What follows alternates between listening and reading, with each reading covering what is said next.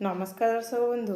ସରଳ ବିଶ୍ୱାସୀ ଲୋକମାନଙ୍କୁ ନା କଷ୍ଟ ଦେବାକୁ କେବେ ବି ଚେଷ୍ଟା କରନ୍ତୁ ନାହିଁ, କାରଣ ସେମାନେ ଉଚିତ ସମୟରେ ଉଚିତ ଜବାବ ଦେଇପାରନ୍ତି ନାହିଁ କି କାହା ପାଇଁ ଚକ୍ରାନ୍ତ କରନ୍ତି ନାହିଁ, କାହା ନାଁରେ ଚୁଗୁଲାମି କରନ୍ତି ନାହିଁ।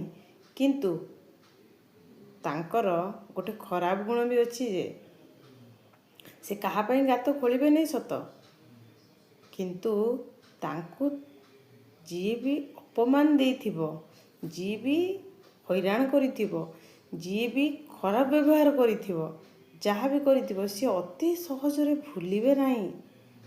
ସମୟ ଆସିବ ଯେ ସେଇଟାକୁ ସୁଧ ମୂଳ ଦେଇ ଫେରେଇ ଦେବେ। ତେଣୁ ସରଳ ବିଶ୍ୱାସୀ ଲୋକମାନଙ୍କୁ କେବେ ବି ଧୋକା ଦେବା ପାଇଁ ଚେଷ୍ଟା ବି କରନ୍ତୁ ନାହିଁ। ଜୟ ଜଗନ୍ନାଥ।